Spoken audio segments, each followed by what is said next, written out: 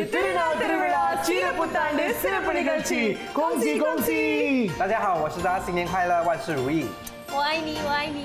恭喜发财，红包来来。நோ மணி இந்த பாய் பாய் நம்ம கூட இன்னைக்கு இணைஞ்சிருக்காங்க. இவங்க திரைப்பட நட்சத்திரம் இல்ல, சின்ன திரை நட்சத்திரம் இல்ல, ஆனா எதுவுமே இல்ல. அப்படி ஆரம்பத்திலிருந்து ஆரம்பிச்சு தங்களுக்குன்னு ஒரு பாதையை உருவாக்கி சமூக வலைதளங்களை இப்ப பிரபலமா இருக்காங்க social media influencers Raghuvaran Abirami Das. ஏன்னா ஒரு காலகட்டத்தில் அது நீஷ் மார்க்கெட் சொல்லுவாங்க, நிறைய பேர் செய்ய மாட்டாங்க. அப்போ நம்ம டப் ஸ்மாஷ், அதுக்கப்புறம் மியூசிக்கலி மியூலு இந்த மாதிரி தான் நம்ம வந்து பாடிக்கிட்டு இருந்தோம். பல ஆண்டி மார்கள்லாம் இருந்தாங்க. அதில் அந்த கேப்லையும் நீங்கள் புகுந்து உங்களுக்குன்னு ஒரு தனிப்பட்ட ஒரு தனித்துவமான ஒரு ஐடென்டிட்டியை கிரியேட் பண்ணியிருக்கீங்க. அது எப்படி செய்யணும்னு உங்களுக்கு தோணுச்சு? Your inspiration senior army sir. Actually வந்து சில சமயம் வந்து நம்ம இந்த மாதிரி ஷோஸ்லாம் செய்ய முடியல, வீடியோலாம் போடும்போது நம்ம அவ்வளோவா பிளான் பண்ணி செய்யறதில்ல. மற்றவங்களாம் செய்கிறாங்க, நம்மளுக்கு ஒரு ஐடியா இருக்குது, நம்ம போட்டால் ஒரு 2 பேர் பார்ப்பாங்க, அம்மா வந்து பாவப்பட்டு லைக் பண்ணுவாங்க. அந்த மாதிரி அந்த மாதிரி ஆரம்பிச்சு ரொம்ப பேர் பிடிச்சி அதுக்கப்புறம் இது வந்து ஒரு தொழில் ஆக்கலாமான்னு ஒரு இது பிளான் இருந்தது. நானும் பெருசா பிளான் பண்ணிலாம் ஒன்றும் பண்ணல. நான் சும்மா என் பாத்திக் ட்ரெஸ்ல சமைச்சிக்கிட்டு இருப்பேன், அது ஒரு வீடியோவா போட்டேன். நல்லா இருக்குன்னு கமெண்ட் பண்ணுவேன், நல்லா இருக்கானே பார்ட் 2 வேற போட்டேன். அப்படியே ஒன்றுச்சு. பெண்கள் வந்து சமைச்சாங்கன்னா ரொம்ப அதிகமாகவே ஃபாலோவர்ஸ் லைக்ஸ் எல்லாம் வந்துடும். என்ன செய்வோம் அப்படின்னு யோசிச்சுட்டு இருந்தேன். சரி, எங்கேயாச்சும் போனால் யாராச்சும் ஏதாச்சும் ஒரு இறக்க முடக்கான கேள்வி கேட்பாங்க. அதுக்கு நான் மைண்ட் வாய்ஸ்லேயே நிறைய பதில் சொல்லி இதை ஒரு வீடியோ செஞ்சு போட்டால் என்ன இருக்கும் அப்படின்னு சொல்லிட்டு ஒரே ஒரு வீடியோ செஞ்சு போட்டேன். நல்லா பிச்சுக்கிச்சு. அதோட அப்படியே அதை கண்டினியூ பண்ண ஆரம்பிச்சிட்டேன். ரீச் பற்றி பேசிகிட்டு இருக்கும்போது உங்கள் எல்லாருக்குமே views and like the likes are very important, right? உங்களுக்கு இருந்ததுலேயே ரொம்ப வந்து பாப்புலரான வீடியோ, அதிகமாக வியூஸ் போன வீடியோ எதுன்னு சொல்லுவீங்க? வின்சென்ட்டில் வந்து டான்ஸ் எல்லாம் நல்லா ஓடும். மட்டேக்கு வந்து நம்ம பாஸோ 2 பெண்களும் ஆடணுமா, அது மில்லியன் வியூஸ் போடும். நீங்கள் டான்ஸ் ஆடினீங்களா வீடியோவில்? நான் ஒன் ஆஃப் தி கேர்ள்ஸாக டான்ஸ் ஆடினேன். நீங்கள் வந்து உங்கள் தாயாரோட அம்மாவோட நிறைய வீடியோ செய்வீங்க.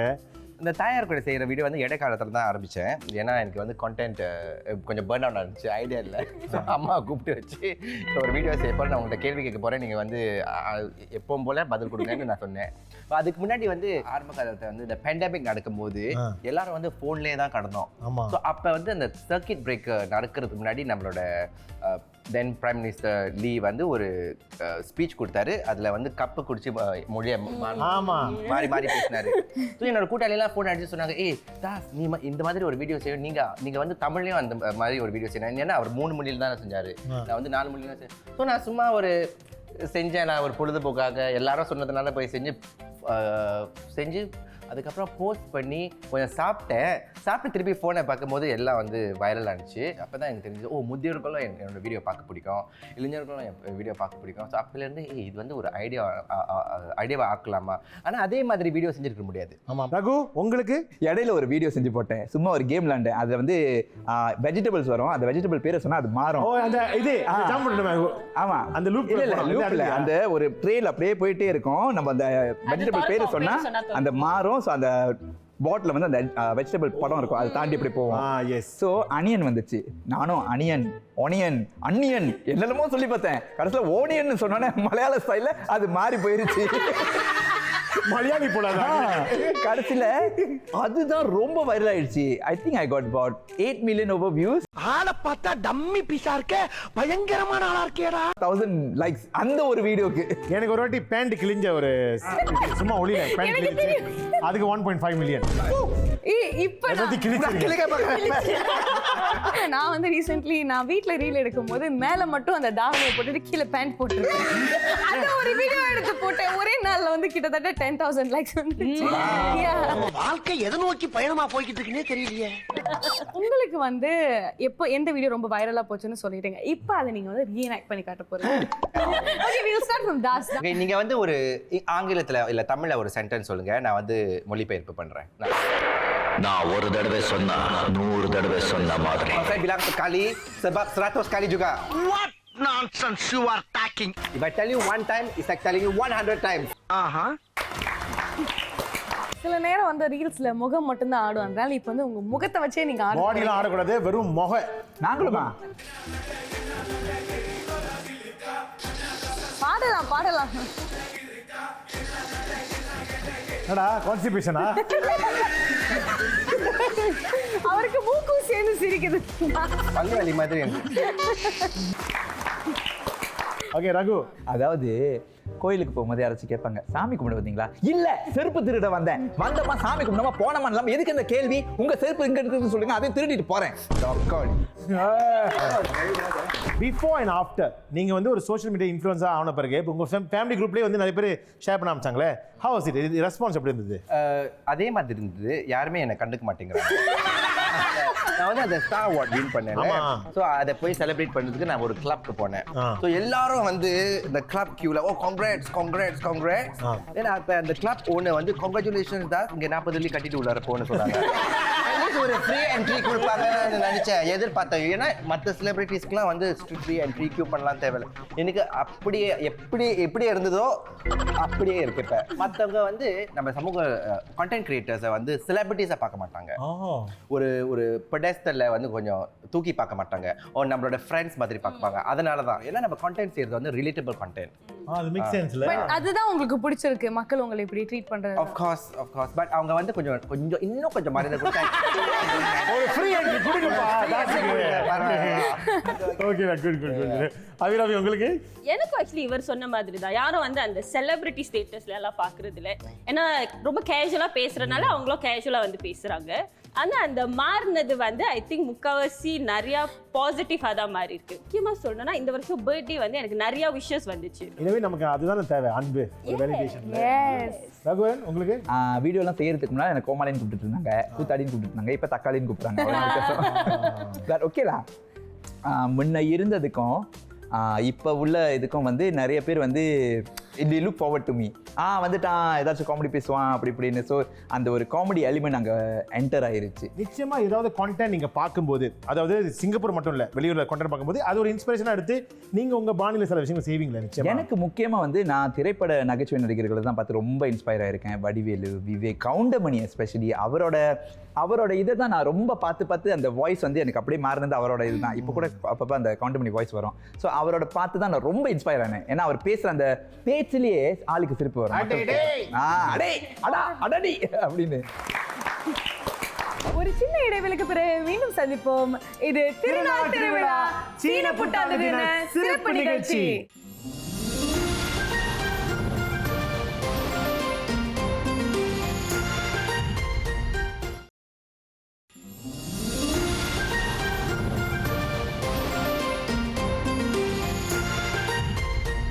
மீண்டும் வந்து விட்டோம். இது திருநாள் திருவிழா சீன புத்தாண்டு தின சிறப்பு நிகழ்ச்சி. இது அடுத்த போட்டி, சரியா? இந்த பொண்ணு ஆரஞ்சை இப்பதான் சாப்பிட்டு முடிச்சனால இந்த பொண்ணு தான் விளையாட போகுது. ஓகே சரியா? நீங்க ரெண்டு பேரும் இது கண்ணில் போடுங்க. நான் தப்பிச்சேன். இல்ல, இப்ப தொலைக்காட்சியில ஒரு படத்தை பார்க்க போறீங்க. அந்த படத்துல வர ஒரு பொருள் இருக்கும். அந்த பொருளை நீங்க சத்தத்தால நடிச்சு செய்ய போறீங்க. இவங்க ரெண்டு பேரும் என்னன்னு கண்டுபிடிக்க போறாங்க. முதல் படம் காக்கா காக்கா காக்கா ஆட்டோ காடி மோட்டர் பைக். ஓகே, அடுத்து ஏடிஎம் மெஷின், காசு, அருவாள், கத்தி, காசு, அருவா, கத்தி, சாவி. சொல்லக்கூடாது, பேசக்கூடாது. சாவி, மோட்டார் பைக், சாவி போட்ட மோட்டார் பைக் ஸ்டார்ட் பண்ணோம். இல்ல அது எப்படியா செய்வாங்க? இது டைனோசர் சத்தம் மாதிரி இருக்குது. பாஸா? Okay, next. இல்ல எல்லா சத்தமும் அதே மாதிரி தான் இருக்கு. வெட்டுறது கட்டிங். என்ன வெட்டுறது? பாரம். இல்ல, என்ன வெட்டுறாங்க? ஆனியன் வெட்டுறாங்க. கத்திரிக்கோல், ஓனியன், தக்காளி. சத்தம் போடுமா, சத்தம் போடு. கையை கட்டிட்டு யானை வருது. கோபிஸ். புஷ். ஓ, மரம் வெட்டுறாங்க. Next one. நெக்ஸ்ட். இல்ல, இன்னொரு வார்த்தை இருக்கு. மெட்டி. மெட்டி. சலங்க. Next one. உங்க ஊர்ல இது சத்தம் போடுமா? ஏய், லட்சலாம் காட்ட கூடாது. இந்த கொசு சத்தம் தாங்கல. கரெக்ட். ஓலை அடல பொங்க. சட்டி நட பொங்கிட்டு இருக்கு. பால் பொங்குது. அதிகமான புள்ளிகளை பெற்ற ரகு. இப்ப அடுத்து ரகு வந்து அந்த சத்தங்களை போட்டு காட்ட போறேன். கிளிங் கிளிங் ஸ்டார்ட் பண்றதா மாட்டிக்காது. ஓகே அடுத்து மண்டா. ஓ விமானம். விமானத்துல எங்க விசில் வர மாட்டேங்குது. Pressure cooker. ஓகே அடுத்தது தாஸ் இப்ப நடிச்சு காட்ட போறாரு. ஓகே ரெடி 1 2 கோ. காரி துப்புறது. கரெக்ட். சிறுநீர் கழிக்கிறாங்க. அப்படியே அது என்ன பண்ணுவாங்க? அது என்ன பண்ணுவாங்க? ஃபிளாஷ் பண்ணுவாங்க. ஓகே அடுத்து வரும் போட்டியில தான் நம்ம உண்மையிலேயே உங்களை சோதிக்க போறோம். நீங்க வந்து லவ் லெட்டர்ஸ் விற்பனை செய்ய போறீங்க. Oh my god. நீங்க வந்து பைனாப்பிள் டாட்ஸ் விற்பனை செய்ய போறீங்க. நீங்க குய் பங்கி. நீங்க வந்து எல்ஆர்டி எடுத்தீங்கன்னா முக்கப்பஞ்சான்ல இருந்து அங்க ஒரு ஸ்டாப் இருக்கும். அந்த எல்ஆர்டி ஸ்டாப் பேரு பாங்கி. ஸோ இதான் இது வந்து பழி நட்டி பரவாயில்ல, ரொம்ப சுலபமா வாயில கரைஞ்சு போயிடும். நீங்க அதுக்கப்புறம் அது பாலில் செஞ்சது ரொம்ப சிம்பிள். இதுக்கு மேல நான் ஒன்றும் சொல்ல முடியாது. டேஸ்டியா இருக்கும். நீங்க வேணா வாங்க, எல்லாத்தையும் பரவாயில்ல. கமெண்ட் செக்ஷன் நாங்க வந்து இப்ப இடக்க முடக்க கேள்வி கேட்க போறோம். இது வாயில போட்டா எவ்வளவு நேரம் கழிச்சு கரையுது? உடனே கரைஞ்சிருது. அங்க ஸ்டாப் பண்ணிடா. வெரி குட்லா. ஓகே ரொம்ப ஒரு டஃப் ஃபைட் வந்து முன்னாடி வச்சிருக்காரு தாஸ். எப்படி பட்ட பக்கத்துல எவ்வளவு புடுறீங்க? நீங்க சொல்லுங்க. உங்களுக்கு வந்து உங்க பாய் ஃப்ரெண்ட் கிட்டயோ கேர்ள் ஃப்ரெண்ட் கிட்டயோ எப்படி ப்ரோபோஸ் பண்ணணும்னு தெரியல. நான் இதை திறந்து நீங்க லவ் லெட்டரை எடுத்து இதுக்குள்ளார சொருவிட்டு உங்க லவர் கிட்ட கொடுங்க. லவ் சரி. அவர் கடிச்சு சாப்பிட்டாருன்னா சாப்பிட்டாருன்னா உள்ள லெட்டர் இருக்கும்ல, அதை திருப்பி படிச்சிடுவேன். வாங்கினா எத்தனை பேர் சாப்பிடலாம்? நீங்க உங்க மனசுக்கு என்ன தோணுதோ அத்தனை பேருக்கு பிரிச்சு கொடுங்க. அதுதானே லவ் லெட்டர், அன்பு. ஓகே அடுத்து தக்காளி விற்கிறவன் கையில பைனாப்பிளை கொடுத்தா என்ன அர்த்தம்? இது அவ்வளவு டேஸ்டா இருக்குன்னு அர்த்தம். நான் இதை சாப்பிட்டு பார்த்தது இல்ல, ஆனா பார்த்தாலே தெரியுது ரொம்ப ருசியா இருக்கும். அந்த குவையும் இந்த குவையும் ஒரே பிராண்டு தான். அப்ப அதுவே நல்லா இருக்குன்னா இது எப்படி இருக்கும்? யோசிச்சு பாருங்க. நல்ல வாசமா இருக்கு, நல்லா இருக்கும். சாப்பிட்டு பாருங்க. இது திறந்து கூட டேஸ்ட் டெஸ்ட் கொடுக்குறேன். கண்டிப்பா ஒரு பாசிட்டிவ் ரிவ்யூ நான் கொடுக்குறேன். ஓகே ஓகே இது திறந்து கொஞ்சம் நேரம் இருக்கு, பரவாயில்ல. நான் திறக்கிறேங்கிற பேர்ல நான் கொஞ்சம் அப்ப இது நாஸ்தி வந்து பண்ணி கன்வீனியன்ட்டா இல்ல வயசானவங்க எல்லாம் யூஸ் பண்றதுக்கு. வயசானவங்க சாப்பிட முடியாதுமா, இது பல்லு இருக்கணும் கடிக்கிறதுக்கு. சரி சின்ன பிள்ளைங்க சாப்பிடுறதுக்கு சின்ன கன்வீனியன்ட்டா. பிள்ளைங்க சாப்பிட முடியாதுமா, ஏன்னா அந்த டாட் வந்து அந்த பேஸ்ட் கொஞ்சம் திக்கா இருக்கும், அப்ப யாரு தொண்டையில சிக்கிக்கும். சாப்பிடலாம்? யாருமே சாப்பிட முடியாது. அப்ப நீங்க யாரும் சாப்பிடாதீங்க, யாரும் வாங்காதீங்க. யாருக்கு ப்ரொமோஷனல் ப்ராடக்ட் சென்ட் பண்ணாதீங்க. ஐ திங்க் இது வந்து ஒரு நல்ல டெக்னிக். நீ வந்து ஒருத்தர் செய்ய வேணாம்னு சொன்னாங்கன்னா அவங்க கண்டிப்பா செய்வாங்க. Reverse psychology. ஒரு பிள்ளைட்ட வந்து தொடாத போய் தொடுவாங்க. யாரும் சாப்பிடாதீங்க, யாரும் வாங்காதீங்க. நல்லா இருக்காது, நல்லா இருக்காது, நல்லா இருக்காது. நீங்க எல்லாரும் ஒரு காலிவுட் செலிபிரிட்டியை இன்டர்வியூ பண்ண போறீங்க இங்க இருந்துகிட்டே. ரெடியா? Very good. ஆனா அதுக்கு முன்னாடி ஒரு சின்ன இடைவேளை. இது திருவிழா சீன புத்தாண்டு தின சிறப்பு நிகழ்ச்சி.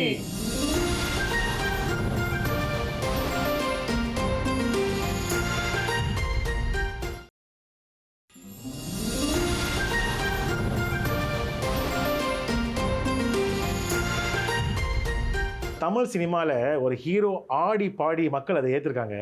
இவர் கொரட்டை விட்டு மக்களை வந்து ரசிக்க வச்சிருக்காரு. இப்போ ஒரு காமெடியன் கஷ்டப்பட்டா மக்கள் சிரிப்பாங்க, அதுவே ஒரு ஹீரோ கஷ்டப்பட்டா மக்கள் ரசிப்பாங்கிறது உணர்த்தி இப்போ ஹீரோக்கான கிளிஷே உடச்சி மக்கள் மனதில் இடம் பிடிச்சிருக்காரு நம்ம வீட்டு ஹீரோ ஆக்டர் மணிகண்டன். வணக்கம் மணிகண்டன். இப்போ உங்ககிட்ட ஒரு கேட்க வேண்டிய ஒரு விஷயம் என்னன்னா, இப்போ உங்கள் திரைப்படம் வர்றதுக்கு முன்னால், உங்கள் படம் ஹிட் ஆகிறதுக்கு முன்னால் உங்களுடைய இன்டர்வியூலாம் பயங்கர ஹிட் ஆகிருது. அது வந்து பார்க்கறதுக்கு ஒரு சின்ன மினி மாஸ்டர் கிளாஸ் மாதிரி இருக்குது. இந்த மாதிரி இன்டர்வியூக்குன்னு உங்கள் ப்ரோமோக்குன்னு பல விஷயங்கள் பேசுகிறீங்களே, அது எப்படி ஹிட் ஆகும்னு எதிர்பார்த்தீங்களா?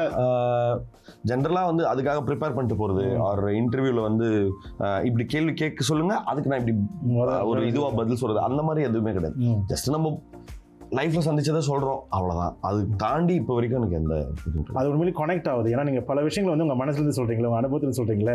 இப்போ என்ன மாதிரி ஆட்கள் பார்க்கும்போது பல விஷயங்கள் கற்றுக்க முடியுது.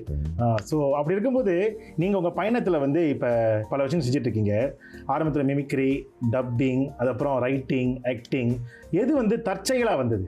தற்செயலாக ஆக்சுவலாக சினிமாவே தற்செயல் தான் எனக்கு. ஏன்னா நான் நான் ஆசைப்பட்டது வந்து நான் இன்ஜினியரிங் படித்தேன், நான் ஆட்டோமேஷன் படிச்சிருந்தேன், ஆட்டோமேஷன் ரோபோட்டிக்ஸ் படிச்சிருந்தேன். ஸோ நான் எனக்கு என்னென்னா ஏதாவது ஒரு கோர் கம்பெனியில் ஏதாவது ஒரு ஆட்டோமேஷன் இன்ஜினியராக நான் இருக்க போகிறேன் அப்படி தான் நான் நினச்சிருந்தேன். ஸோ சடனாக ஒரு லேன் ஷிஃப்ட் ஆகி பேசாமல் நம்ம இப்படி பண்ணால் என்ன அப்படின்னு உள்ளே வந்தது. தென் உள்ளே வந்தது என்ன, அது எப்படி தற்செயலோ அதே மாதிரி இந்த நான் முடிவு பண்ணதுனா ரொம்ப ஏர்லியாக முடிவு பண்ணதுனா ரைட்டு, இனி இதுக்குள்ளே வந்தாச்சு, இனிமேல் சினிமா தான். இதுக்குள்ளே இருக்கிறதுக்கு என்னென்னலாம் கற்றுக்கணும்னு சொல்கிறது இருக்குல்ல, இதுலனா இது அப்படிங்கிற பதட்டத்தினால எல்லாமே தற்செயல் தான். இது என்னப்பா இதுக்கு நீ வரவே இல்லையா, பரவாயில்ல போவோம், யார் சொன்னால் போய் பார்த்துருவோம் அப்படிங்கிறது தான். ஆக்சுவலாக இதை விட்டு வெளியே போயிடக்கூடாதுங்கிற பதட்டத்தில் கற்றுக்கிட்டது தான். இப்போ அப்படி இருக்கும்போது சின்ன வயசில் சினிமா மேலே ஒரு மோகம் வரும்ல, அந்த மோகம் வந்து நிச்சயமாக திரைப்படங்கள் பார்த்து எல்லாருக்கும் வரும். ஆனால் உங்களுக்கு வந்து ஒரு பெரிய தாக்கத்தை உருவாக்கி சினிமாவில் நம்ம வந்து கால் எடுத்து வைக்கணும், சாதிக்கணும் அப்படிங்கிற ஒரு எந்த திரைப்படம், எந்த நடிகர் இல்லை எந்த இயக்குனர் மூலமாக வந்தது? நீங்கள் சொன்ன மாதிரி ரொம்ப சின்ன வயசுலேயே நம்ம ஒரு சில நடிகர்களை பார்த்தா அவங்களோட படம் இல்லை லைக் கமல் சாரோட படங்கள் எல்லாமே அது நம்மளை ஒரு ஆடியன்ஸாக நம்மளை ஷார்பன் பண்ணியிருக்கு, நம்மளோட டேஸ்ட்டை வந்து டெவலப் பண்ண உதவி இருக்கு. தவிர்த்து நம்ம சினிமாவுக்கு போகணுங்கிற எண்ணம் எனக்கு இல்லவே இல்லை. Unless I would quote 3 films. காதல்னு ஒரு படம் உண்மைக்கு நெருக்கத்தில் கேமரா கொண்டு போய் வச்சதுல காதலுக்கு ஒரு பெரிய பங்கு இருக்கு. ஸோ அதில் அந்த தண்டட்டி கருப்பாய் சாங் வந்து என்னை அந்த குடிச்சிட்டு இதில் சண்டை போட்டுக்கிறதாகட்டும், அந்த சடங்கை வந்து அவ்வளோ க்ளோஸராக இது பண்ணது எனக்கு வந்து அப்போ ரொம்ப மற்ற எல்லா படங்களோட வித்தியாசம். இவ்வளோ உண்மையாக கூட சினிமா எடுக்க முடியுமா அப்படிங்கிற இடமும். தென் பிதாமகன் ஒரு படம், அந்த படம் ஏற்படுத்தின தாக்கமும். ஏன்னா அந்த படம் பார்த்துட்டு கிட்டத்தட்ட 4 நாள் நான் எதுவுமே யார்ட்டையுமே பேசிக்கல. இட் ப்ரோக் மீ டோட்டலாக இன்டு பீசஸ் அந்த படம். அண்ட் தென் பொல்லாதவன் பார்க்கும்போது அது நான் மெட்ராஸில் வளர்ந்துவேன். எங்கள் ஹவுஸ் ஹோல்டை போலவே எங்கள் வீட்டில் இருந்து எங்கள் வீட்டை சுற்றி இருக்கிற மனிதர்களை போலவே அங்கே அந்த படத்தில் இருக்கும்போது நான் நினச்சேன்னா இதை கூட நம்ம வீட்டு சுற்றி இருக்கவங்கள கூட ரொம்ப எளிய மனிதர்களை பற்றின கதை கூட சொல்லலாமா அப்படிங்கிற இந்த 2007 கிட்டத்தட்ட 5 to 6 to 7 இந்த டைம் இருக்கு இல்லையா, இந்த டைம் தான் அந்த இது நடக்குது, நம்ம கூட சினிமாவுக்கு போகலாமோ அப்படின்னு. இப்போ நீங்கள் ரியலிஸ்டிக் சினிமான்னு சொல்கிறீங்களே, நம்ம வந்து வளர்ந்து வரும்போது நிச்சயமாக நிறைய கமர்ஷியல் சினிமா பார்த்துருப்போம், ஃபேமிலி படங்கள் பார்த்துருப்போம். அப்படி இருக்கும்போது உங்கள் திரைப்படங்களை நான் என்ன பார்க்குறேன்னா அந்த ரியலிஸ்டிக்கும் இருக்கும், கமர்ஷியலும் இருக்கும். அது வந்து நீங்கள் வந்து டிசைட் பண்ணி அமைஞ்சதா இல்லை? டிசைட் பண்ணி நடக்கல. பட் ஐ வுட் சே அந்த பிளெண்ட் இருந்தால் நல்லா இருக்கும்ல. நம்ம ரொம்ப கட் அண்ட் கோர் ரியாலிட்டிக்குள்ளேயும் போயிட முடியாது, இல்லை ரொம்ப எக்ஸ்ட்ரீம் கமர்ஷியலிசத்துக்குள்ளேயும் போயிட முடியாது. ஸோ நம்ம ஒரு வயமீடியாவாக ஏதாவது ஒரு அந்த பிளெண்டு கிடச்சிதுன்னா நம்ம ஒரு கதையை ரொம்ப சுவாரஸ்யமாகவும் சொல்ல முடியும், வெகுஜனத்துக்கு போய் சேர்ற மாதிரி சுவாரஸ்யம். ஆனால் அதே சமயத்தில் அதை உண்மை குறையாமலும் பார்த்துக்கலாம். ஸோ அது வந்து நான் ஸ்ட்ராட்டஜிக்கலாக இல்லை, பட் அதை என்னோட விருப்பம் அந்த மாதிரி சினிமா எடுக்கும். இப்போ ஆரம்பத்தில் நீங்கள் வந்து கலக்கப்பகுதி யாரில் பங்கெடுத்து அது மாதிரி மிமிக்ரி எல்லாமே எனக்கு தெரியுது.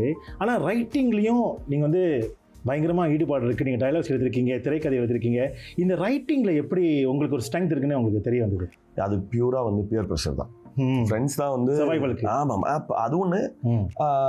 என் ஃப்ரெண்ட்ஸ் வந்து நீ நல்லா எழுதுறிய, அப்போ நான் வந்து ரொம்ப அமெச்சூராக நிறைய எழுதி எடுத்துகிட்டு போயிட்டு பசங்கள்கிட்ட ரெசைட் பண்ணும்போது அவங்க வந்து இல்லை இது எனக்கு ஒர்க் ஆகல, இந்த போர்ஷன் எனக்கு கட் பண்ணலாம், இது நல்லா வருது அப்படின்னு சொல்லி நான் வந்து ஒவ்வொரு நாள் வந்து வேற ஒரு டெக்னிக்கை டிஸ்கவர் பண்ணும்போது எல்லாம் இப்படி ஒன்று பண்ணியிருக்காங்களா அப்படின்னு டிஸ்கவர் பண்ணும்போது தான் தெரியுது இன்னும் நிறைய எக்ஸ்ப்ளோர் பண்ணப்படாத ரீஜன் இருக்குது அப்படின்னு. இப்போ பார்த்த விஷயங்களை வந்து நம்ம வந்து ரெப்ளிகேட் பண்ண ஆரம்பிப்போம்ல, அந்த ரெப்ளிகேட் பண்ணும்போது தான் நமக்குள்ளே என்ன ஒரு ஸ்ட்ரெங்க் நமக்கு புரிய வருது அப்படிங்கும்போது. இப்போ நீங்கள் நடிகர் ஆன பிறகு, ஏன்னா உங்களுக்கு ரைட்டிங் சென்ஸ் இருக்கிறதுனால நீங்கள் உங்கள் ஸ்ட்ரென்த் உங்கள் ஆசைக்கு ஏற்ற மாதிரி ஒரு ஸ்டோரியை தேர்ந்தெடுப்பீங்களா, இல்லை இப்போ மக்கள்கிட்ட இருந்து உங்களுக்கு இதான் பிடிச்சிருக்குன்னு தெரியுது உங்கள் மக்களுக்கு ஏற்ற மாதிரி நீங்கள் இப்போ ஸ்டோரி? என்றைக்குமே வந்து இது மார்க்கெட்டுக்கு ரெலவெண்ட்டாக இருக்குன்ற ஸ்கிரிப்டை நான் எடுத்ததே இல்லை. அந்த இப்போ நானும் ஆடியன்ஸும் வேற கிடையாது.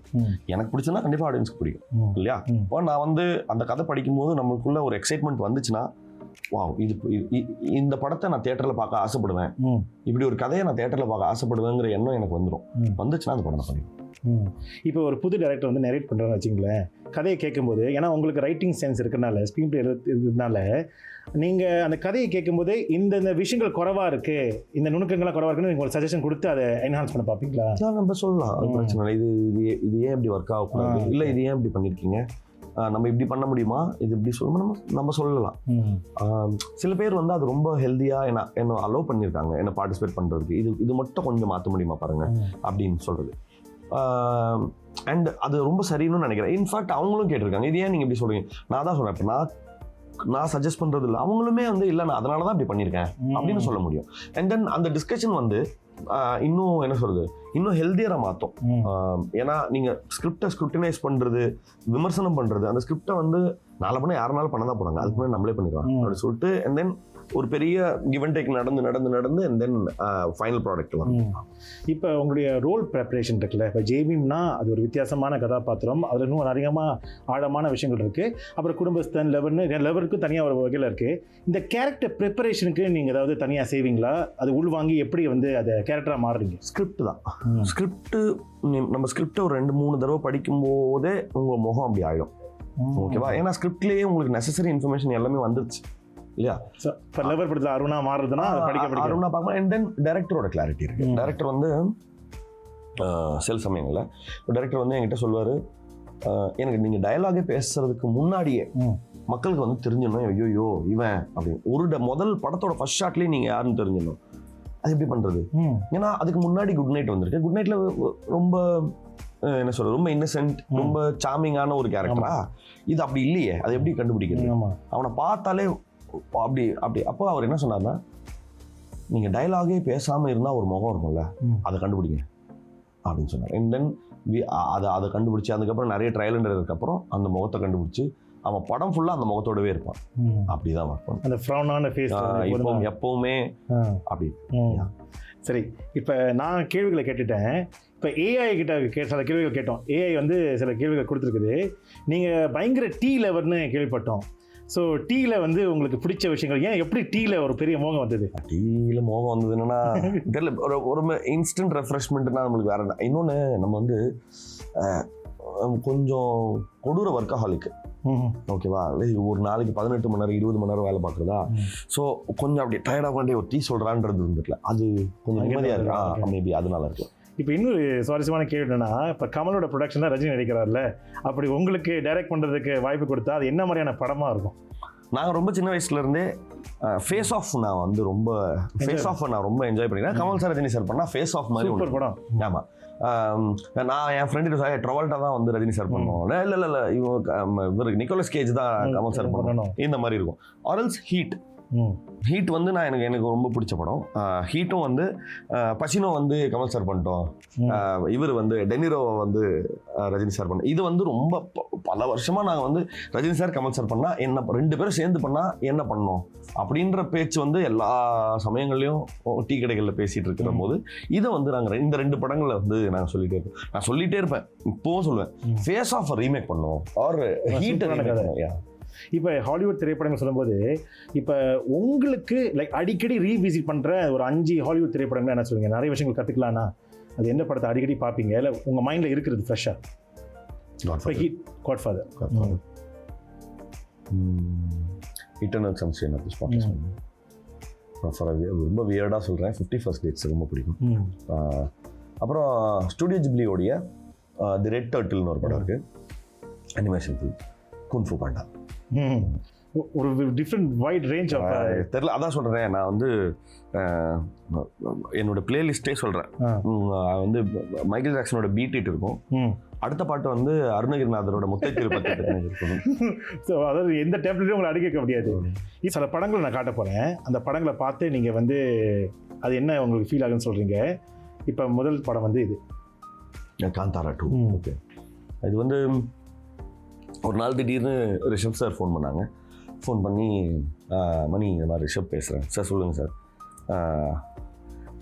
He was so kind that உங்களை எனக்கு ரொம்ப பிடிக்கும், உங்களோட மிமிக்ரியெல்லாம் நான் ரொம்ப எனக்கு ரொம்ப பிடிச்சது. நீங்கள் நம்ம வந்து ஏதாவது இதில் அசோசியேட் பண்ணலான்னு யோசிச்சுட்டே இருந்தேன். காந்தாரா 2க்கு நீங்கள் பேச முடியுமா சொன்னேன். சார் நான் ட்ரை பண்ணுறேன் சார், உங்களுக்கு மேட்ச் பண்ண என்னால் முடியுமான்னு தெரியல, நீங்கள் போய் வாய்ஸ் டெஸ்ட் கொடுங்க. தென் நான் போய் வாய்ஸ் டெஸ்ட் கொடுத்தேன். பார்த்துட்டு அன்றைக்கி ஈவினிங்கே சொன்னார், நீங்கள் தான் பேசுகிறீங்க. அந்த டோன் எப்படி பிடிச்சிங்க? ஏன்னா ஆரம்பத்தில் நான் தமிழில் தான் பார்த்தேன், என்னால் அடையாளம் கண்டுபிடிக்கவே முடியல, நீங்கள் தான் பண்ணீங்க. ஸோ அந்த டோனுக்கு அவருடைய ஒரிஜினல் வாய்ஸ், ஆமாம், ஒரிஜினல் வாய்ஸ் பார்க்கும்போது அதுக்கு என்ன சொல்றது, அதுக்கு ஈஸியாக எப்படி மேட்ச் பண்ணணும். சரி, அடுத்த படம் சேதுனா. சேதுனா வந்து என் கெரியரில் வந்து அவர் தான் எனக்கு வந்து இந்த படத்தை விக்ரம் வேதா கிட்ட புஷ்கர் காயத்ரி கிட்ட சொல்கிறாரு, இப்படி ஒரு பையன் இருக்கா, நீங்கள் வேணா டெஸ்ட் பண்ணி பாருங்க அப்படின்னு. இப்போ அவர் சொன்னதுனால தான் புஷ்கர் காயத்ரி 2 பேருமே என்னை நம்புறாங்க. இந்த பையனுக்கு வந்து ஏதோ சொன்னியாமேன்னு அப்புறம் அவங்க ஆடிஷன் வைக்கிறாங்க. நீ ஒரு 2 சீனுக்கு டயலாக் எழுதி எப்படி இருக்குன்னு பார்க்கலாம். என்ன நான் 2 சீனுக்கு எழுதி எடுத்து போய் கொடுக்குறேன். அதுக்கப்புறம் நான் டயலாக் ரைட்டராக மாறுறேன். அண்ட் ஆல்சோ நிறைய விஷயங்களுக்கு ஒரு வில்வேஷர். சின்ன சின்ன இதுவாக இருந்தால் கூட டே நீ இதுவே இப்படி பண்ணுற, இப்படி பண்ணாத, இப்படி இந்த மாதிரி படம் பண்ணு. அவருக்கு சரி இப்போ லவரில் வந்து ஏன்டா மக்களுக்கு பிடிக்கிற மாதிரியான ஒரு ஆக்டராக மாறுறது ரொம்ப கஷ்டம், நீ ஏன் அப்படி பண்ணிட்டு லவர் ஏன் போகிற? நான் இல்லை, நான் கடைசியில் எனக்கு பிடிச்சிடும்னு நான் நம்புறேன்னா அவன் வந்து கடைசியில் திருந்திடுறானேண்ணா, அவனோடனே பார்த்துடா கொஞ்சம் கவனம், பிடிக்கலன்னா இதுவாயிரும், ஓகேவா, அப்படி பார்த்து பண்ணு. அவர் ரொம்ப அக்கறையோடு சொல்கிற ஒரு விஷயம். அடுத்தது இது மைக். நான் வந்து 2006 2006 ஐ ஸ்டார்டட் என்னோட ஸ்டேஜ் கரியர். அப்பத்துலேருந்து இது என் கையில் இருக்குன்னு வச்சுங்களேன். நான் வந்து அப்போ ஸ்டேஜ் ஆர்டிஸ்ட். நான் ஸ்டேஜில் ஒரு கல்யாணம், காது குத்து, திருவிழா, ஊர் திருவிழா, இதுக்கெல்லாம் போய் மிமிக்ரி பண்ணுறது தான். 750 ரூபா 1000 ரூபாய்க்கு மிமிக்ரி பண்ணுறதுல தான் நம்ம கெரியர் ஆரம்பிக்குது. ஒரு இதில் ஃபுல்லாக நான் போயிட்டு பார்த்தா ஃபுல்லாக வெள்ளைக்காரங்க, ஃபாரினர்ஸு. எனக்கு வந்து அங்கே நான் என்னத்தை பேசுகிறேன், ரஜினி சார், கமல் சார்னா அவங்க தெரியவிடும். அவங்க பாட்டு அவங்க ஏதோ ஒரு நிகழ்ச்சி, நானும் சரி பரவாயில்லன்னு சொல்லிட்டு பேசுனா பின் ட்ராப் சைலன்ஸு. நான் பேசிட்டு அப்படியே நான் இறங்கி வந்துட்டேன். நான் அவங்கள்ட்ட சொல்லிட்டேன் என்ன பேமெண்ட் கூட வேண்டாண்ணா அப்படி. ஏன்னா அவங்க பாட்டு பேசிட்டுக்காக நான் பாட்டு தனியாக பேசிட்டு இருக்கேன். இந்த மாதிரி எக்கச்சக்கமான, ஆனால் லைஃப்பில் வெவ்வேறு எக்கச்சக்கமான அனுபவங்கள் நிறைய கிடச்சிருக்கு. சரி, கடைசியாக ஒரு படம் ஸ்பெஷல். காலா வந்து என் லைஃப்பில் வந்து ரொம்ப மறக்க முடியாத, அதுவும் ரஜினி சார் போல் ஒரு பெரிய சூப்பர் ஸ்டாரு அவர் பெர்ஃபார்ம் பண்ணுறத லைக் எப்படின்னா ரொம்ப வியப்பாக இருக்கிற ஒரு விஷயம் என்னன்னா, அந்த பேப்பர் வந்து டயலாகாக இருக்கும், ஒரு டெக்ஸ்ட்டாக இருக்குது இல்லையா, அது பர்ஃபார்மன்ஸாக மாறப்போகுது. ஒரு 5 நிமிஷத்தில் அது மாறப்போகுது. நீங்கள் அந்த டயலாக் தெரியும், இந்த சீன் எப்படி, இந்த பர்ஃபார்மன்ஸ் எப்படி வரப்போகுதுன்னு தெரியும். அண்ட் தென் ஒன் மேன் உங்கள் கண்ணு முன்னாடி இந்த லைன்ஸை ஒரு லெஜெண்டரி பர்ஃபார்மன்ஸாக மாற்றி காட்ட போகிறார். அதை கிட்ட நின்று வேடிக்கை பார்க்குற பாக்கியம் கிடைச்சதில்ல, அதுதான் அந்த படத்தோட டேக்அவே. நீங்கள் நிறைய விஷயம் கிரிக்கெட், ஆனால் ஃப்ரீ டைமில் இருக்கும்போது நிறைய விஷயம் கிரிக்கெட்டுக்கு தெரிஞ்சுப்பீங்களா? ஆமாம், 2-3 தடவை ஒரு பெரிய கான்வர்சேஷனே நடந்திருக்கு. சரி, இன்னும் சில கேள்விகள் இருக்குது. இப்போ ஜெய்பீம் படத்தில் வந்து நீங்கள் நடிச்சிருக்கீங்களே, நடிக்கும்போது அந்த கதையை கேட்கும்போது முக்கியமாக நீங்கள் உணர்ந்த விஷயங்கள், ஏன் வந்து அந்த படத்தை சூஸ் பண்ணீங்க? ஃபர்ஸ்ட்லி நான் சூஸ் பண்ணல அந்த படத்தை, அந்த படம் தான் என்ன சூஸ் பண்ணிச்சு. அதாவது நான் சொல்கிறது வந்து இது ஏதோ பொயட்டிக்காக சொல்லணும் அப்படிங்கிறதுக்காக இல்லை, எனக்கு வேறு வழி இல்லை. நான் வந்து அப்போ அந்த சமயத்தில் வெரி ஸ்ட்ரகிளிங் ஆக்டர் தான். சரி சரி. இப்படி ஒரு படம் இருக்குது, நான் வந்து அந்த படத்துக்கு எழுத தான் போனேன். எழுத போய் என்ன சொல்கிறது, நிறைய 2-3 தடவை பேசிக்கிட்டே இருந்தோம். அண்ட் தென் சடன்லி ஒரு நாள் வந்து டைரக்டர் சொன்னாங்க, டேய் இது நீ வந்து இந்த படத்துக்கு ஒரு டெஸ்ட் கொடு. நான் ஆக்டிங் நான் எழுத தானே வந்தேன், இல்லை ஒரு தடவை நான் உன்னை டெஸ்ட் பண்ணுறேனே எப்படி இருக்குன்னு. தென் டெஸ்ட் பண்ணதுக்கப்புறம் அவரே சொல்லிட்டார், நீ தான் பண்ணுற போ அப்படின்னு சொல்லிட்டார். ஸோ அது வந்து என்னை பயங்கர என்ன சொல்கிறது, நான் ஃபஸ்ட்டு இந்த கதை கேட்கும்போது இந்த கதையில் ஏதாவது ஒரு ஆஸ்பெக்டில் நான் வந்து அசோசியேட் ஆகிருக்கணும்னு ஆசைப்பட்டேன். தென் ended up in being the Rajakhan himself. கேரக்டராகவே மாறிட்டீங்க. அப்படி இருக்கும்போது இப்போ ஒரு கதாபாத்திரம் நடிக்கிறீங்களே வச்சுங்க, ஜெய்பீம்னு வச்சுக்கலேன், கஷ்டப்பட்டு நடிக்கிறது ஏதாவது இருக்கா? இல்லை, ஐ வாஸ் வெரி ஹாப்பி. கஷ்டப்பட்டுன்னு ஒன்றுமே கிடையாது. என்னன்னா நீங்கள் என்ன பண்ணுறீங்களோ அது அங்கே திரையில் வந்து தெரியும், அந்த கேரக்டர் என்ன கோ த்ரூ பண்ணுதுன்றது ரெஃப்ளெக்ட் ஆகணும், அவ்வளோதான். இன்னும் பெரிய ஒன்றும் கஷ்டம்லாம் இல்லை, ஜாலியாக தான் இருந்தது. நீங்கள் வந்து ஒரு பெரிய கமல்ஹாசன் ஃபேன், நானும் ஒரு பெரிய கமல்ஹாசன் ஃபேன். கமல்ஹாசன் உங்களுக்கு திரைப்படங்கள் மூலமாக சொல்லி கொடுத்த விஷயங்கள்லாம் என்னென்ன? What is the take away? படத்தின் மூலமாக கற்றுக்கிட்டது நிறைய இருக்கலாம். how many times you rise, how many times you fall, it doesn't matter. தொடர்ந்து விளையாடிட்டே இருக்கணும். அதுவும் நம்ம கொண்ட கொள்கையில் உறுதியாக இருக்கணும். அது செலிப்ரேட் பண்ணப்படுது, படலை, ஆர் ஜெயிக்கப்படுது, இத்தனை கோடி ரூபா சம்பாதிக்குது, அதெல்லாம் விஷயமே இல்லை. நான் ஒரு சினிமாவை பண்ணணும்னு நினைக்கிறேன்ல, அதை எந்த வித காம்ப்ரமைஸ் இல்லாமல் பண்ணுறது, அது மட்டும்தான். அது மிகப்பெரிய டேக். நான் எவ்வளோ விஷயங்கள் இருக்குது அவர்கிட்ட இருக்கேன், பட் நான் வந்து ரொம்ப வியந்து பார்க்குறதோட லைஃப்பை இதுதான். சரி, கோங்கி கோங்கி, இது திருநாள் திருவிழா சீன புத்தாண்டு தின சிறப்பு நிகழ்ச்சி. சரி, நான் வெளியூர் போயிட்டு காலிவுட் பிரபலத்தை பல கேள்விகள் கேட்டேன். Really? Yes yes. வாவ். இப்போ உங்களுக்கு ஒரு வாய்ப்பு கிடைக்க போகுது. யார் அந்த பிரபலம்? மணிகண்டன் ஆக்டர் மணிகண்டன். ஓ வணக்கம் மணிகண்டன். சரி, எனக்கு உங்ககிட்ட இருக்கிற கேள்வி என்னன்னா, நீங்க வந்து ஒரு ஸ்கிரிப்ட் வந்து நீங்களா படிச்சு பார்த்து அதை சூஸ் பண்ணணும்னு நினைப்பீங்களா, இல்ல உங்களுக்கு யாராவது அதை நெரேட் பண்ணுனா தான் உங்களுக்கு புரியுமா, இல்ல நீங்க அதை நெரேட் பண்ணி தான் கேட்கணும்னு ஆசைப்படுவீங்களா? டிஃபென்ஸ் ரெண்டுமே பிடிக்கும். நிறைய சமயங்களில் வந்து நான் படிச்சிருக்கேன், நிறைய சில சமயங்களில் ரெண்டுமே பண்ணியிருக்கேன். கதை கேட்டுட்டு ஸ்கிரிப்ட் கொடுங்க, நான் இன்னொரு வாட்டி படிக்கிறேன்னு சொல்லியிருக்கேன். ஓகே. ஹலோ மிஸ்டர் மணிகண்டன், நல்லா இருக்கீங்களா? சாப்பிட்டீங்களா? எனக்கு ஒரு கேள்வி இருக்கு. நீங்க வந்து உங்க படம் எல்லாமே வந்து ரொம்ப ரியலிஸ்டிக்கா எடுத்திருக்கீங்க. இதெல்லாம் ஒரு கான்ஷியஸ் எஃபர்ட்டா கமர்ஷியல் படத்துலேருந்து தவிர்த்து இதெல்லாம் பண்ணோன்னு நீங்க ரொம்ப யோசிச்சு பண்றீங்களா? Not really. இது வந்து லைக் என்னுடைய ஸ்டைலாக அப்படி அந்த மாதிரிலாம் நம்ம பண்ணணும்னு நினைக்கிற விதமான படங்களா அப்படிலாம் கிடையாது. அந்த கதை அதை டிமாண்ட் பண்ணுது, அதனால் அதை பண்ணுறோம். இப்போது அடுத்து வர்ற படங்களில் அது இருக்காது. கொஞ்சம் ரியலிஸ்டிக் அப்ரோச்சை தாண்டி கொஞ்சம் போகிறோம். ஆனால் அதே சமயத்தில் அந்த பிளெண்டையும் மெயின்டைன் பண்ணோம். It will be realistic and also cinematic as well. Manikandan, உங்கள்கிட்ட ஒரு கீழே கேட்கணும். நம்ம வந்து கான்டென்ட் கிரியேட்டர் சிங்கப்பூரில், ஸோ நம்மளுக்கு ரொம்ப காமெண்ட்ஸ்லாம் கிடைக்கும். உங்களுக்கு மறக்க முடியாத ஒரு ஃபேன் ரியாக்ஷன் இல்லை காமெண்ட் எதுன்னு சொல்கிறீங்களா? ஒரு கடையில் ஒரு அம்மா இருந்தாங்க. அந்த அம்மா வந்து, இங்கே வாங்க, நீங்கள் அந்த அவர் தானே நீ? ஆமாம் அப்படின்னு. எனக்கு உங்க கூட ஒரு ஃபோட்டோ வேணும்னா நான் உங்கள் ஃபோன் கொடுங்க அப்படின்னு சொன்னேன். என்கிட்ட ஃபோன் இல்லை, அப்புறம் எப்படி ஃபோட்டோ எடுக்கிறது? நீ உன் ஃபோனில் எடு அப்படின்னு சொன்னாங்க. சரின்னு சொல்லிட்டு எடுத்துட்டு காமிச்சேன். இது பார்க்கணும், அவ்வளோதான், நீ டெலிட் பண்ணுற அப்படின்னு சொன்னேன். அது வந்து அவங்க சொன்னா, எனக்கு என்னன்னா நீயும் நானும் நின்ன மாதிரி ஒரு ஃபோட்டோ பார்க்கணும், என்கிட்ட ஃபோன் கிடையாது, அதை எடுத்து என்கிட்ட காமிச்சிரு. அது ரொம்ப பயங்கர. ஓகே.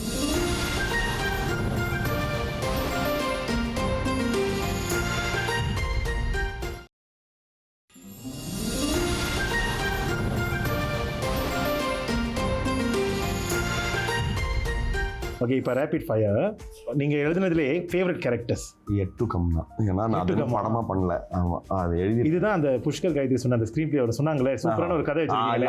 அதுவும் ஒன்று இருக்கு. அது இல்லாமல் இன்னொரு கதை, அந்த கதையில் வர்ற கேரக்டர் ரொம்ப பிடிச்சிருக்கு. அது எப்போ எதிர்பார்க்கலாம் நம்ம பண்ண? அதுக்குள்ளே நடிகன் ஆக்கிட்டாங்க. நீங்கள் உங்களுக்கு ஒரு ரோல் கிடச்சிருக்கு, you were super happy about it, ஆனால் நீங்கள் மிஸ் பண்ணிட்டீங்க, அந்த மாதிரி ஏதாவது ரோல் இருக்கா? இப்போ வரைக்கும் இல்லை. அப்படி இல்லை, எல்லாமே செலக்ட் பண்ணியிருக்கீங்க. ஓகே. ஒரு director you want to work with? நிறைய பேர் இருக்காங்க. அண்ட் அதே போல் நான் மோர் தென் த டிரெக்டரும் ஒரு இந்த அந்த கதை தான் டிமாண்ட் பண்ணேன். கதை தான் நான் வந்து அதை தான் டிபெண்ட் பண்ணேன்.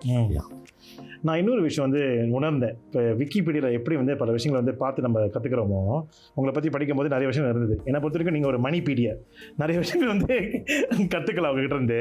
அப்படி இருக்கும்போது விஸ்வாசம் படத்துக்கு நீங்கள் டைலாக் ரைட்டராக இருந்திருக்கீங்க. ஸோ அந்த எக்ஸ்பீரியன்ஸ் அது எப்படி அமைஞ்சது? எப்படின்னா, உதயகுமார் சார்னு சொல்லி எனக்கு ஃப்ரெண்ட் ஒருத்தர் இருக்காரு. அவர் எனக்கு நிறைய, நான் ரொம்ப ஸ்ட்ரகிளிங்காக இருந்த சமயத்தில் நிறைய எனக்கு ஹெல்ப் பண்ணியிருக்காரு. அவருடைய கிளாஸ்மேட் வந்து சிறுத்தை சிவா சார். ஸோ அவர் சொன்னார், அப்பா சிவா வந்து ஒரு படம் ஸ்டார்ட் பண்ணுறாப்புல, நீ போய் எழுத முடியுமா கேட்குறாரு. நான் சொன்னேன், சார் எனக்கு அந்த ஸ்டைல் வராது சார், சாரோட ஸ்டைல் வராது எனக்கு சுத்தமாக, நீ போய் கேட்குறாப்புல, நீ போய் ஒர்க் பண்ணேன். சரிங்க சார், நான் அவர் சொல்லி எதுவுமே நான் மீறினதில்லை. சரிங்க சார், நான் பண்ணுறேன். அண்ட் சிவா சார் வந்து என்ன சொல்கிறது, ரொம்ப ஹார்ட்ஃபுல்லான பர்சன், ரொம்ப மனசளவில் எதுவுமே ரொம்ப தங்கமானவர். அண்ட் தென் அஜித் சார் கூட வேலை பார்க்கணும், அதை விட சந்தோஷம் என்ன இருக்கு. அண்ட் தென் அந்த ஃபிலிம் வந்து அவர் சொல்கிற மெத்தட் இருக்குல்ல, அவர் சொல்கிற விதம், அதை வந்து நெகோசியேஷன்ஸ், எனக்கும் அவருக்கும் நிறைய நெகோசியேஷன்ஸ் இருந்த போதுமே, அவர் ஒரு பெரிய டைரக்டர், ரொம்ப சின்ன ரைட்டரு. பட் ஆனால் என்கிட்ட வந்து அவர் அவ்வளோ ரொம்ப ஜெனரஸாக நடந்துக்கிட்டார், ரொம்ப தங்கமான மனுஷன். இதில் இன்னொரு என்ன ஒரு சுவாரஸ்யமான விஷயம்னா, தம்பி கார்த்தி நடித்த தம்பி படத்துக்கும் நீங்கள் ஸ்க்ரீன் பிளே ஒர்க் பண்ணியிருக்கீங்க. ஆமாம், இந்த இப்போ ஸ்க்ரீன் பிளே ஒர்க் பண்ணலாம். ஸ்க்ரீன் பிளே வந்து ஹிந்தியில் ஒர்க் பண்ணாங்க. தென் கடைசியில் ஷூட் போகிறதுக்கு முன்னாடி டிரான்ஸ்லேஷன் ஒர்க்கு. இப்போ இடையில இப்போ நிறைய படம் நடிச்சிட்டு இருக்கீங்களே, எது அதிகமாக வருது? ஸ்க்ரீன் பிளே ரைட்டிங் ஆப்ஷன்ஸ் வருதா இல்லை நடிக்க தான் நிறைய வருது? ஆமாம், இப்போ ரைட்டிங் வந்து நான் இப்போ அடுத்தது நான் டைரக்ட் பண்ணணும்னு இருக்கிற படங்களுக்கு எழுதுறதுனால ஸ்டாப் பண்ணிட்டேன், அந்த வெளியில் பண்ணுறேன். இப்போ நீங்கள் வந்து ஏற்கனவே டைரக்டர் ஆயிருக்கீங்க, ஏன்னா நிறைய எழுதும் சுயசரிதைன்னு சொல்லிட்டு ஒரு ஷார்ட் ஃபிலிம் எடுத்தீங்களே. ஸோ அப்படி இருக்கும்போது அந்த ஷார்ட் ஃபிலிமில் நீங்கள் கற்றுக்கிட்ட விஷயங்கள், ஒரு இயக்குனராக கற்றுக்கிட்ட விஷயங்கள் என்னென்ன? படம் எடுக்கக்கூடாதுன்னு கற்றுக்கிட்டேன். என்ன மாதிரியான விஷயங்கள்? ஏன்னா நாங்கள் ப்ரிப்பரேஷனே இல்லாமல் போயிட்டோம். சரி, ஃபர்ஸ்ட் கோவிட் டைமில் பண்ணீங்களா? இல்லை, அந்த படம் ஷூட் பண்ணும்போது 2010 15 வருஷத்துக்கு முன்னாடி எடுத்தது. நான் ஃபர்ஸ்ட் சீனே வந்து அடிக்கிற வெயிலில் அந்த கேரக்டர் நடந்து வருதுன்னு சொல்லிட்டு கேமரா வச்சுட்டு நானே தான் நடித்தேன். நடந்து வர மாதிரி ஷாட்டு. நடந்து வரேன், ஃபஸ்ட்டு வச்சுட்டு கேமரா ரோல் பண்ணுங்கன்னு சொல்லிட்டு ரோல் பண்ணுற செம மழை. வெயிலில் நடந்து வருகிறான்னு பேப்பர் செம்ம டென்ஷன் ஆயிடுச்சு. ஏன்னா நான் என்னென்னலாம் நினைக்கிறேனோ அதுக்கு எல்லாமே இப்போ நீங்கள் வந்து இந்த வீடு சூப்பராக இருக்குங்க, இந்த வீடு ஃபிக்ஸ் பண்ணிடலாம்னு சொல்லிட்டு எல்லாம் பேசிட்டு அவங்ககிட்டலாம் பேசிடுவோம், எல்லாம் ரெடி, இந்த வீட்டில் தான் ஷூட் பண்ண போகிறோம் அப்படின்னு சொல்லிட்டு அந்த வீட்டு அம்மா கிட்ட பேசி அந்த ஓனர் அம்மா கிட்ட பேசி காசு கொடுத்துட்டு நாளைக்கு எல்லாம் போனாக்கா காலையில் பார்த்தா அவங்களுக்கும் அவங்க ஹஸ்பண்டுக்கும் செம்ம சண்டை அந்த வீட்டில். நாங்கள் எல்லாம் கேமரா வச்சுட்டு நின்றுட்டுருக்கோம், சரியான சண்டை போட்டு என்ன சொல் குடும்பி இப்படி சண்டை. அவங்க வந்து அழுதுகிட்டே எனக்கு ஷூட்டிங் ஆனால் ஒன்றும் வேணாம் சொல்லிட்டு காசு தூக்கி எங்கள் மேலே போடுறாங்க. இப்போ நாங்கள் திருப்பி இன்னொரு லொக்கேஷன் தேடணும். ஸோ எல்லாமே அந்த படத்தை பண்ணி முடிக்கிறதுக்குள்ளே எங்களுக்கு கிட்டத்தட்ட 2.5-3 years ஆயிடுச்சு. எப்பப்பெல்லாம் கிடைக்குதோ காசு கிடைக்குதோ இது கிடைக்குதோ அப்படி எடுத்தது. அப்போ அங்கே நீங்கள் ப்ரொடக்ஷன் கற்றுக்கிட்டீங்க, ஒரு ப்ரொடியூசராக இருந்திருக்கீங்க. எப்படி how not to make. So இப்போ அடுத்த படம் நீங்கள் சொந்தமாக டைரக்ட் பண்ணும்போது இது எல்லாமே ஆமாம் அப்படி பண்ணிடக்கூடாதுங்கிறது. ஓகே, இப்போ திஸ் ஆர் தேட் இருக்கு கேள்விகள். ரஜினி ஆர் கமல், ரெண்டு பேருமே டூ கிரேட் பீப்புள். ஓகே, ரெண்டு பேருமே ரொம்ப பயங்கரமான சாதனையாளர்கள். உங்களுக்கு இன்க்ளினேஷன் யார் பக்கம் இருக்குன்னு சொல்லுங்க, அது சொன்னீங்கன்னா நான் கமல் சார் பக்கம் இருக்கேன். Writing are acting? Writing jolly. ஏன்னா அதில் வந்து நீங்கள் உங்கள் பேப்பர் அப்போ நிறைய விஷயங்களை கட் பண்ணிடலாம். இது ரொம்ப டிஸ்ட்ராக்டிங்காக இருக்குது ஆக்டிங். அப்போ மணிகண்டன் வந்து சில வருடங்கள் நல்லா நடித்து ஒரு பேர் வாங்கின பிறகு நீங்கள் வந்து ரைட்டிங் டைரக்டிங்லேயே போயிருவீங்களா? கரெக்ட். அதுதான் உங்களுடைய ஆசை? நிம்மதி கோரா தான். Okay, super. ஓகே, ஃபேமிலி திரைப்படங்களா கமர்ஷியல் திரைப்படங்களா? ரெண்டுமே முக்கியம் தான். ரெண்டுமே. ஓகே, தமிழ் திரைப்படங்களா ஆங்கில திரைப்படங்களா? தமிழா? தமிழ் திரைப்படங்களா அடிக்கடி பார்க்குறதுண்டு? இல்லை, அங்கே தானே ஸ்டார்ட் பண்ணுவோம். ஆமாம். வீட்டில் இருக்கிற வந்து பெற்றோர் வந்து எப்படி உங்களை ஊக்குவிச்சாங்க நீங்கள் வளர்ந்து வரும்போது, முக்கியமாக அவங்க அம்மாவை பற்றி? இப்போ வரைக்குமே அவங்களுக்கு நம்பிக்கை இல்லை, இவன் வந்து கண்டிப்பாக ஏதாவது ஒரு ஆளாக வாங்குற நம்பிக்கைலாம் என்னைக்கும் கீழே விழ போகிறானோ பயமாக இருக்கே அப்படிங்கிற இடத்துல தான் இருப்பாங்க. அவங்க இப்போவுமே சொல்லுவாங்க அவன் இன்ஜினியரிங் சர்டிஃபிகேட் இருக்குது, முடிஞ்சால் இப்போவே அப்ளிகேஷன் எல்லாமே வாங்கி வச்சுக்கோ, பண்ணால் வேலைக்கு போயிடலாம். இப்போ அவங்க என்னன்னா இவன் ஏதோ ட்ரை பண்ணிருக்கான், முடிச்சு சரியாக ஒர்க் ஆகலாம் வேலைக்கு போயிடுவான்னு இன்னும் நினச்சிட்டு இருக்காங்க. ஸோ அந்த அளவுக்கு பயங்கர ஊக்கமாக. ஏன்னா ஒரு மகனாக அது ரொம்ப டஃப்பான ஒரு விஷயம் இல்லை. ஒன்று நமக்கு பிடிச்ச விஷயத்தில் வந்து போய் சாதிக்கணும்னு ஆசைப்படுவோம், இப்போ ஃபேமிலியும் நம்ம சந்தோஷப்படுத்தணும். இந்த மீட்டருக்குள்ளே எப்படி நீங்கள் வந்து ஜகல் பண்ணி எப்படி பேலன்ஸ் பண்ணிப்பீங்க? கொஞ்சம் கஷ்டம் தான், பட் அவங்களோட கிரேட்னஸ் தான் என்னை வந்து சரி ஆசைப்பட்டு தொலைஞ்சிட்ட போய் தொலை அப்படின்னு பெரிய மனசு பண்ணி விட்டாங்க. பிரதர் மணிகண்டன் சொல்லலாம். ஏன்னா ஒரு பிரதர் போல் என் கூட உட்காந்து பல விஷயம் சொன்னீங்க. ரொம்ப ரொம்ப நன்றி. பல விஷயங்களை கேட்டு நம்ம தெரிஞ்சுக்கிட்டோம். நீங்கள் அடுத்து உங்கள் படங்களை தவிர்த்து நீங்கள் எப்போ டேரக்டர் ஆகுதுன்னு நான் ரொம்ப ஆவலாக காத்திருக்கேன். அந்த திரைப்படத்துக்காக நான் வந்து உண்மையிலே காத்திருக்கேன். ரொம்ப ரொம்ப நன்றி. Thank you so much. தேங்க்யூ ரொம்ப நன்றி. தேங்க்யூ. வசந்தம் ரசிகர்களுக்கு திருநாள் வாழ்த்துக்கள். இந்த அங்கம் வந்து நீங்கள் உங்களுக்கு ரொம்ப நெருக்கமான ஒருத்தவங்களுக்கு நன்றி சொல்ல போகிறீங்க. அது மட்டும் இல்லை, நீங்க மன்னிப்பு கேட்க போறீங்க. மன்னிப்பா? நான் எதுக்கு மன்னிப்பு கேட்கிறேன்? ஏன்னா மன்னிக்க தெரிஞ்சவன் மனுஷன், மன்னிக்க கொடுக்க தெரிஞ்சவன் தெய்வம். நான் மனுஷனா? இது ஆழமாவும் நீங்க கொண்டு போலாம், இல்ல விளையாட்டுத்தனமாவும் கொண்டு போகலாம்.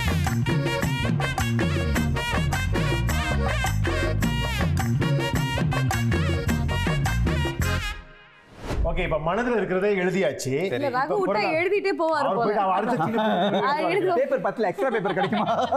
ஓகே, இப்ப நீங்க எழுதுறத வாசிக்க போறீங்க. முதல்ல அபிராமி கிட்ட இருந்து ஆரம்பிப்போம். ஓகே, நான் வந்து தேங்க்யூ அண்ட் சாரி ரெண்டும் எழுதியிருக்கேன். ஓகே, தேங்க்யூ வந்து என்னோட லவ் ஒன்ஸ், என்னோட ஃபேமிலி, என்னோட ஃப்ரெண்ட்ஸ் அண்ட் என்னோட ஃபேன்ஸுக்கு. ஏன்னா அவங்க இல்லைன்னா நாங்கள் சத்தியமாக இருக்க முடியாது. ஸோ அவங்க கொடுக்குற சப்போர்ட், அவங்க கொடுக்குற லவ்னால தான் நான் இங்கே இருக்கேன்னு அவங்களுக்கு தேங்க்யூ எழுதியிருக்கேன். சாரி வந்து டு ஃப்ரெண்ட்ஸ் அண்ட் ஃபேமிலி. ஏன்னா ஷூட் முடிஞ்சு லேட்டாக போகிறது, நிறைய நாள் ஷூட்டுக்கு போகிறது, இல்லை நிறைய நாள் வேலையில இருக்கிறதுனால அவங்க கூட கரெக்டாக டைம் ஸ்பெண்ட் பண்ண முடியாத நிலைமைக்கு வரும்போது சில நேரத்தில் அவங்களோட மூஞ்சி கொஞ்சம் சோகமாக போகும்போது எனக்கு லைட்டாக மனசு கஷ்டமாக இருக்கும். ஸோ அதுக்கு சாரி சொல்லிக்கிறேன். அம்மா வந்து ஏன் அப்படி முடிய டைப் பண்ணி வச்சிருக்கேன்னு சொல்லும் போது முடியாதமான்னு சொல்லி அவங்க வந்து ஹர்ட் பண்ணது இல்லை. எங்க அம்மா அதுக்கப்புறம் இதே ஆளுக்கிட்ட போய் அவங்களும் கலர் அடிச்சு நான் நினைச்சேன் மனசுல அவங்க அம்மா முடி டைப் பண்ணிருப்பாங்க. ஒன் குவெஸ்சன், நீங்க ரொம்ப ஷூட் போய் சரி வீட்டுக்கு ரொம்ப லேட்டா போவீங்களா? வேலை முடிஞ்சு. அப்படின்னா உங்களுக்கு ரொம்ப ஷூட் கிடைக்குதா? எப்படி ரொம்ப வெள்ளையே வீட்டுக்கு போவாங்க? இதெல்லாம் நீங்க ஷோ முடிச்சதுக்கு அப்புறம் கேட்டுக்கோங்க. சரி அடுத்து தாஸ். ஓகே கார்டு இருந்தோம் senior minister Lee Hsien Loong. அப்போ வந்து அவர் பிரதமராக இருந்தார். அவர் வந்து கப் காணொலி செய்யும்போது நான் வந்து ரொம்ப ஜோக்ஸாக இருந்தேன். அதுக்கப்புறம் ஜோக் வாசித்து ஒரு வீடியோ செஞ்சுருந்தேன். ரிலீஸ் பண்ணுறதுக்கு முன்னாடி ஒரு வேளை அவர் கோச்சுப்பாரா இல்லையான்னு எனக்கு தெரியல. அந்த வீடியோ ரிலீஸ் பண்ணோன்னே அவர் வந்து எனக்கு ஒரு மெசேஜ் அனுப்புனார். அந்த மெசேஜில் வந்து ஃப்ரம் மை மெமரி நான் வந்து அவர் என்ன சொல்லியிருந்தாருன்னா, Das, I really loved your video. I only did it in 3 languages, you did it in 4. Your cup is more powerful than mine. So அது and then sorry வந்து அவருக்கே ஒருவேளை ரொம்ப டூ மச் இருந்ததுன்னா சாரி, அவ்வளோதான். You love a self-aware. I think நீங்க இப்போ officially ஒரு அரசியல்வாதி ஆயிட்டீங்க. ஒரு இன்ஃப்ளூயன்சரா நம்ம எதிர்பார்க்குற அந்த அங்கீகாரம் தான். So I think got it very good. Raghu எழுதிட்டே இருந்தாரு. ஆமா, அவரை பேச சொல்லலாம். ஓகே ஓவராக போகுது. ஓகே, நான் வந்து பர்சனலாக என்னோட நெஃப்யூக்கு எழுதியிருக்கேன். நிர்வேன் அவர் பேர், வீட்டில் வந்து செல்லமாக கூப்பிடுறது அப்பு. ஸோ அன்புள்ள அப்பு, என் வாழ்க்கையில் வந்ததுக்கு ரொம்ப நன்றி. நீ எனக்கு கிடைத்தது ஒரு வரப்பிரசாதம். பெரியப்பாவுக்கு வாழ்க்கையில் ஒரு பிடிமானம் கொடுத்திருக்கிறாய். நான் உன்னை அடிக்கடி கண்டிப்பதால் உன் மனம் புண்பட்டிருக்கலாம். அதற்காக என்னை மன்னித்து விடு. நீ நல்ல ஒரு மனிதனாக வளர வேண்டும் என்பதற்காகத்தான் நான் உன்னிடம் கண்டிப்பாக இருக்கிறேன். நீ உன் தம்பி தங்கைக்கு ஒரு முன்மாதிரியாக இருக்க வேண்டும். நான் என்றும் உன்னை கைவிட மாட்டேன். என்றும் அன்புடன் பெரியப்பா. இதை நான் சொல்லி ஆகணும். இவர் வந்து அவருடைய நெஃப்யூவை வந்து ஒரு சொந்த மகனாகவே பார்த்துக்கிறாரு. அவர் இப்போ வரைக்கும் அந்த பையனுக்கு வந்து டியூஷன் ஃபீஸு எல்லாமே அவர் தான் வந்து கஷ்டப்பட்டு உழைத்து அவர் வந்து படிக்க வைக்கிறாரு. ஒரு பையனை படிக்க வைக்கிறது வந்து ஒரு பெரிய விஷயம். அது உண்மையிலே ரகுக்கு ஒரு பெரிய கைது கொடுத்தாங்க. ரகு, அபிராமி, தாஸ், உங்க 3 பேருக்கு ரொம்ப ரொம்ப நன்றி. இன்னைக்கு நீங்க இன்ஃப்ளூயன்ஸ் பண்ணது எங்களுடைய ஹார்ட்ஸை. ஆமா, ரொம்ப லைட்டா இருந்துச்சு. நல்லா சிரிக்க வச்சீங்க. உண்மையிலே நல்லா என்ஜாய் பண்ணுங்க. ஆமா, அது மட்டும் இல்ல, இங்க எல்லாரும் சிந்திக்க வச்சிருக்கீங்க. நீங்க பேசுறதுல இருந்தே தெரியுது உங்களுக்கு அந்த வியூஸோ இல்ல லைக்ஸோ அவ்வளவு முக்கியம் இல்ல. மக்கள் கூட